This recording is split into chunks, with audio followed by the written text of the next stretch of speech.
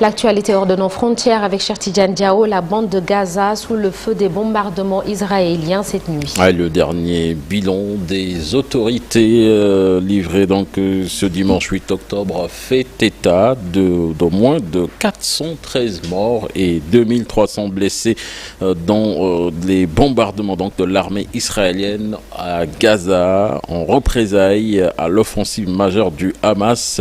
Selon l'armée israélienne, donc plus de 500 cibles ont été frappées pendant cette nuit. Les infrastructures de santé n'ont pas été épargnées. Les hôpitaux encore debout sont submergés.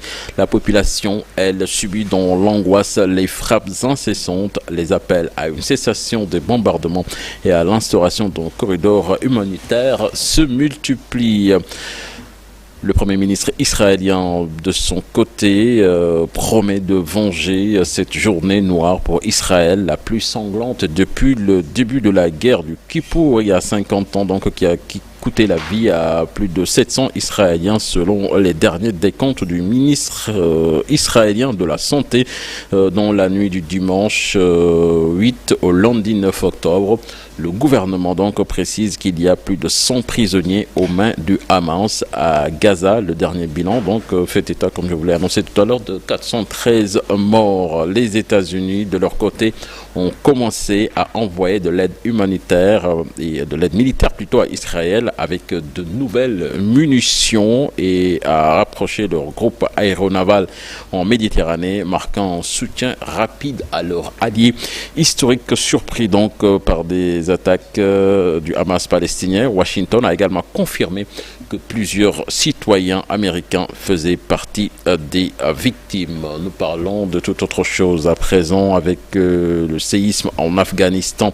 Le bilan qui dépasse désormais les 2400 morts selon les autorités talibanes. Les opérations de sauvetage se multiplient pour retrouver des survivants dans les ruines des villages rasés.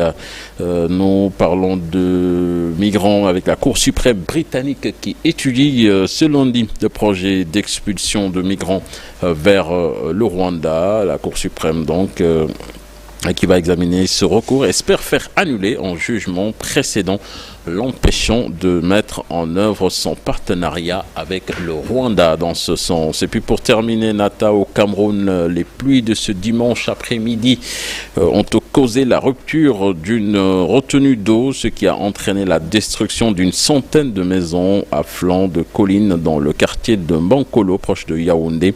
Selon les habitants du quartier, l'incident s'est produit aux alentours de 19h. Les recherches se poursuivent sur le site de l'éboulement. Pas de bilan officiel pour le moment, mais plusieurs personnes sont portées disparues. Merci beaucoup, Cheikh Tidiane. À tout à l'heure pour la version Wolof de l'actualité internationale. Dans la seconde partie de l'émission, comme tous les lundis, El Hadj Daouda Mine sera là pour la chronique du jour.